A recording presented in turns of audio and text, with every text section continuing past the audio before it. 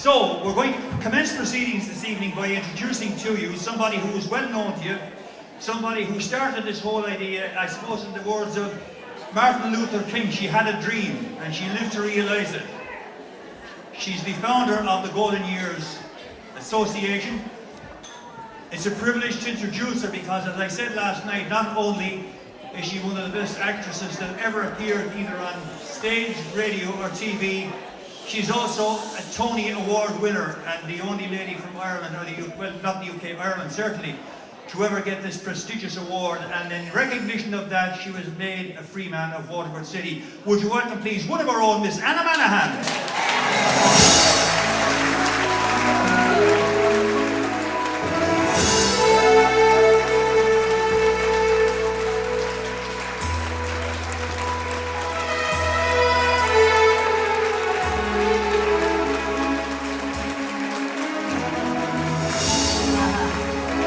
I got it right.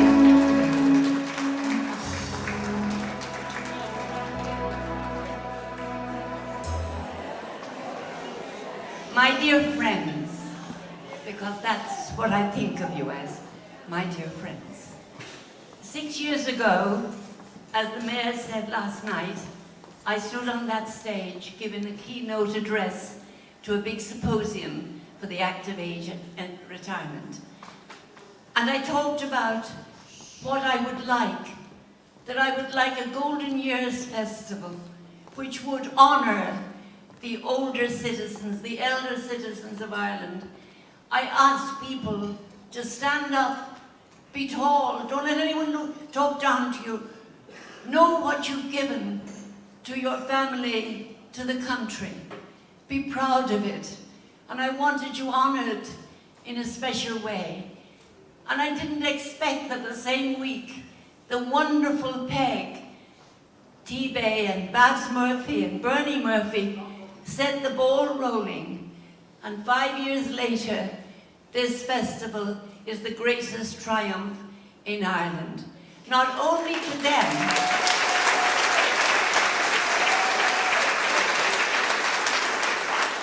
but to you who have also made it such a great success. I was lucky to have the most wonderful parents, the most wonderful aunts and uncles and neighbours, and I grew up with a deep, dear love of them, a love I never lost. And then I joined you in the golden years of my own age. I have got so many honours in my life that when I think of wonderful people who got no recognition, and so even this year, I have been honoured already by, and many of the Waterford people voted for me to become Woman of the Year for the Arts for the Waterford City and Region. I have been given honorary membership of Actors Equity. I have been honoured by the United Arts Club of Ireland with the big dinner in Dublin, which was moving and wonderful. And as I left the dining hall, they stood up and sang, "We'll Meet Again." And all these things, I'm like an Irish dancer. But two of the most wonderful honours that stay with me, and I am so proud of, is that I have the freedom of the city of Waterford. Only the second Waterford woman to get that honour.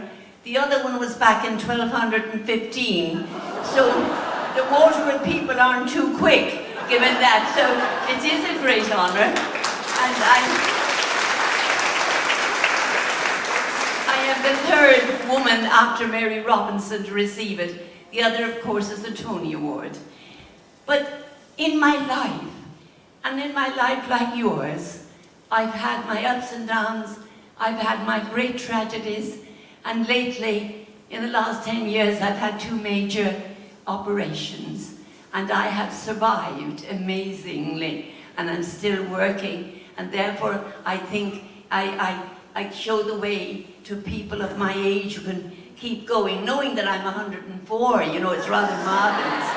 But the love I have had from all of you, and from the audiences in Ireland, in England, and the United States, has the effect of making me feel so humble. I can't tell you when they throw their arms around me in the street and tell me that they love me. And they say, "You know we love you, Anna." And I say, "I don't, but if you say it, I'll believe you." And when I go to Cork, the Corkonians say, "You're one of us, girl." And I said, "Well," I said, "in a way I am, but I'm a neighbour's child. I'm born 80 miles down the road." "Oh no, you're one of us." So, a most extraordinary moment happened to me lately. It had to do with Fair City, not on set, but there was this elderly taxi driver who called to where I stay in Dublin, and as I came out of the house very early in the morning, and he said, "I didn't know I was going to drive a legend this morning." And when we got to the station, and my dear friend and stage manager, Anne Myler, was waiting for me, and he got out of the taxi, and in the taxi he had told me about how they lived in the tenements in Dublin, and how they loved it, and how they shared everything, the fire and the cup of sugar and everything. And they were so unhappy when they were moved out to Tala. And he said that in his family, and of course there was the granny there as well, and they put all their pennies together and regularly went to the theatre, to the gods. And he stood there and he said, "When we were poor and hungry and had nothing, we had you." And he left me with the tears flowing down my face. And I thought, if I have brought a little of that into people's lives, then my own life has been worth living. I feel so deeply for the older generation, and that's why I took the stand I did. And you know, our President, Mary McAleese, has said, without the voluntary organizations, this country would fall to pieces. And that is true. And the active age people do wonderful work. But there is still work to do. I wish I were younger. I would start a crusade, because I have been crying inside to read of the treatment in some of these nursing homes of the elderly. I cry inside when I hear of the elderly being abused in their own homes and by some of their sons and daughters, and robbing them, in fact. And I think some kind of law or something should be brought in to protect the elderly, the young, and then God's poor creatures, the animals. You know,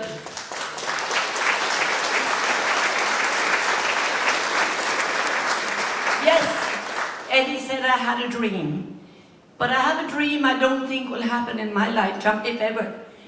But if I had my way, I would create a number of residences in Ireland, like I know of in New York. And I would put in charge of them the Salvation Army. The Salvation Army in New York has these residences over the city. Now there's one up Central Park West, which is an upmarket one. I stay there. There's a visitors corridor, because I have friends there. Wonderful. This organization, you think you're in a luxury hotel.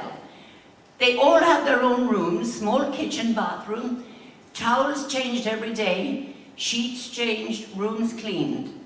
There are breakfast, lunch, dinner. Their maintenance is taken from their social welfare and they're left with some money. But they get 2 full meals out of the money that they give up. There's a coffee shop, a nurse, a hairdresser, there's a library, a stage where people perform, there's a chapel where all the different denominations hold services, there's a room downstairs for bingo, there's an enormous roof garden. They dress like you are tonight. That's the rule of the house. I have never seen 375 happier people. And I thought, that is the way it should be. that is the way to treat the elderly, to give them this dignity. And it's a joyful place, and I love going there. And one of my favorite friends, she is 102. She's not as old as me, I'm 104, but she's 102.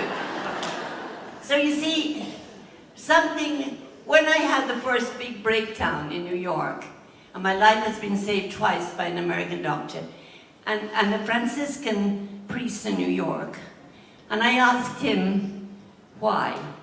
I always ask why, because so many other people have not been spared. And he said, it's because, Anna, I think there is something you have to do. And I thought lately that maybe this is it. That I am to be the voice, because I am well known for the older generation of Ireland.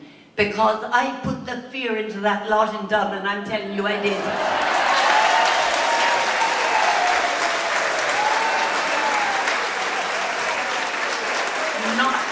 One of them dared to mention my name. And when I came on the television, there was a fella on it at TD, and he was supposed to be tough. He never opened his mouth, he was certified. I would have given him what for. I'm telling you, I would have given him what for. And if I were younger, I would have gone into politics and I would have led you all. But let me say, I thank you for listening to me, but that I am so proud of all of you. That 15,000 of you came to Dublin. It must be one of the most historical things ever to happen. You frightened the wits out of them. 15,000 from as far as Donegal, in wheelchairs everywhere. And the young people, for the first time, joined. Because before, the young people were, I don't want to be old, I don't want to be old. And suddenly they saw these spirited people. So they joined in.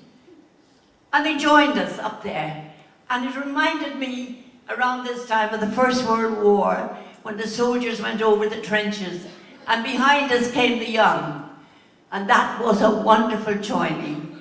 And also that you all joined hands across Ireland, irrespective of how you felt about any political party. You all caught each other's hands. And that's what I said. You have power when you stick together. And above all, you have the vote. And the vote will change things. God guard you. Take care of you. You all look beautiful. Enjoy yourselves.